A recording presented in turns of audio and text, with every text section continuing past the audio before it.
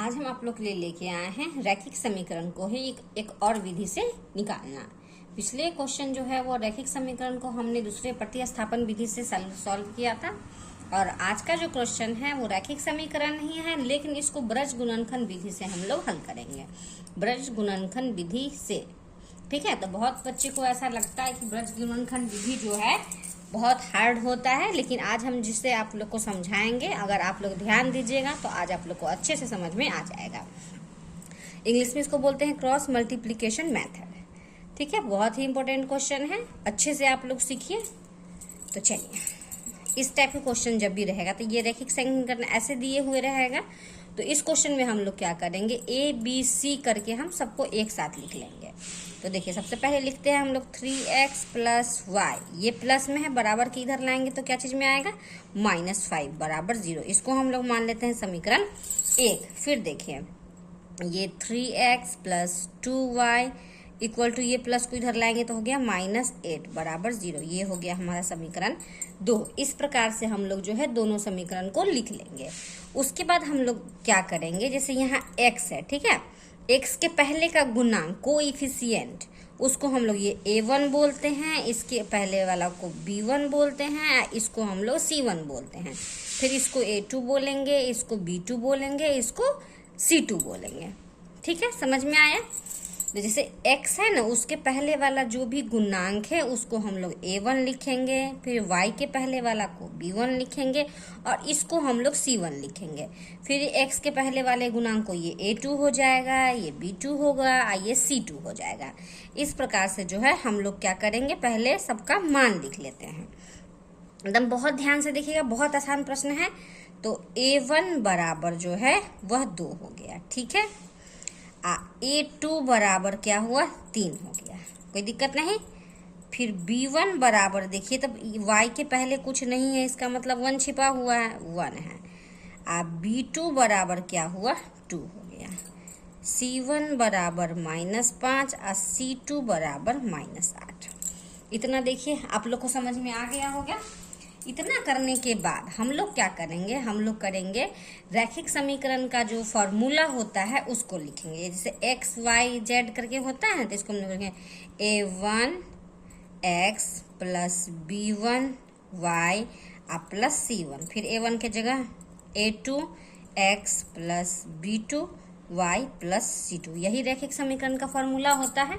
तो ये हम आपको सॉरी ये नहीं दिखा है, a1x plus b1y plus c1, a2x plus b2y plus c2। इस प्रकार से जो है हम लोग समीकरण को लिख लेते हैं। वो लिखने का वैसे जरूरी नहीं है। अब क्या करेंगे हम लोग, वो आपको हम बताते हैं। कुछ बात है जो कि आपको दिमाग में रखना है, उसके बाद ये क्वेश्चन जो है आराम से सॉल्व हो जाएगा। सबसे पहले हम लोग क्या करेंगे, ये x से स्टार्ट करते हैं। तो x बाई, यहाँ पे ध्यान दीजिएगा, BC BC, CA CA, AB AB, BC BC, CA CA और AB AB। इस चीज को ना इधर दिमाग में रखना है, दिमाग में, ठीक है। उसके बाद देखिए, यहाँ सबसे पहले हम लोग BC BC करना है। तो यहाँ पे देखिए, जैसे x को लिख रहे हैं तो x हमारा ये बंद हो गया, ठीक है। x का अगर हम लोग लिख रहे हैं तो x ये बंद हो गया। हमारा BC BC है तो B यहाँ ये है, तो B और C ये हो गया हमारा, ठीक है। तो इसको हम लोग लिखने के लिए सबसे पहले ऐसे लिख देंगे, जैसे a1 BC BC बोले ना, तो BC BC, फिर y CA माइनस CA 1 बटा AB माइनस AB। इसको पहले दिमाग में रखिए। पहले x लिख लेंगे, अब बटा में लिख देंगे BC BC, ठीक है। BC माइनस BC डालना है, फिर बराबर y CA माइनस CA, फिर बराबर में 1 AB माइनस AB। इतना आपको समझ में आ गया होगा। ध्यान दीजिएगा, थोड़ा सा बस ध्यान देना है। यहाँ तक तो हम लोग फिर A1 B1 C1, A2 B2 C2 का मान निकाल लिए। उसके बाद यहाँ पहले हम लोगों ने x लिख लिया, फिर यहाँ y लिख लिया, फिर यहाँ 1 लिख लिया, ठीक है। उसके बाद हम लोग क्या करेंगे, उसके बाद हम लोग देखते हैं कि अब इसका एक चीज और सीख लिए। इतना करने के बाद रखिएगा 12 21 12 21, 12, 21। मतलब ये 12, 21, 12, 21 याद रखिएगा। मतलब यहाँ पे b है ना, तो यहाँ पे लिखो 1, 2, इसका उल्टा करेंगे तो ये हो जाएगा 2, 1। ठीक है, फिर 12, फिर 21, फिर 12, फिर 21। ये देखिए कितना आसानी से हमने लिख दिया है। पहले BC BC, BC minus BC, CA minus CA और AB माइनस A, मतलब कि ऐसे AB भी कर दिए। उसके बाद 12, 21, 12, 21, 12, 21। इस प्रकार से जो है हम लोग यहीं पर बस समझना है, उसके बाद क्वेश्चन में कुछ नहीं रहा। ये लाइन आप लोग को बस ध्यान से सीखना है। यहाँ पे हम लोग x लिख देंगे, फिर BC BC, BC minus BC, फिर y लिखेंगे, CA माइनस CA कर देंगे, फिर 1 बाई AB माइनस AB। उसके बाद ये फॉर्मूला को दिमाग रखेंगे 12, 21, 12, 21, 12, 21। ठीक है, हमें उम्मीद है कि यहाँ पे समझ में आ रहा होगा। अब जो जो वैल्यू हमने यहाँ पे निकाला है उसको पुट कर देंगे। x को x ही रखिएगा। उसके बाद देखिए यहाँ पे है हमारा B1 C2, B1 C2, तो B1 हमारा क्या है 1 इंटू C2 हमारा क्या है -8। फिर B2 क्या है, B2 देखिए यहाँ पर हो गया 2 गुने, और C1 हमारा है -5, माइनस है तो इसको हम ब्रैकेट में लिख दे रहे हैं, कोई दिक्कत नहीं। बराबर y का y लिख दे रहे हैं। यहाँ देखिए C1 देख लीजिए, तो C1 हमारा हो गया यहाँ -5, और गुने 2 अंक के बीच में कुछ नहीं होता, गुना होता है। A2 हमारा क्या है, A2 है यहाँ पे 3, माइनस उसका C2 क्या है, C2 है यहाँ पे देखो -8, इंटू A1 हो गया हमारा 2। ठीक है, उसके बाद देखिए 1 बटा A1 के जगह पे 2 इंटू B2 के जगह पे 2, माइनस A2 के जगह पे फिर हो गया हमारा, A2 के जगह पे हो गया 3, गुने B1 के जगह पे हो गया 1।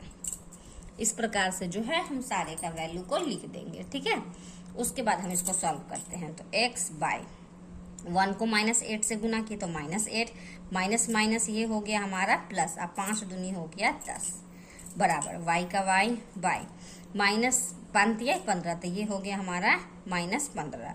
ये माइनस माइनस क्या हो गया, ये हो गया हमारा प्लस, 8 दूनी हो गया 16, बराबर 1 बटा 2 दूनी 4, और 3 एकम 3।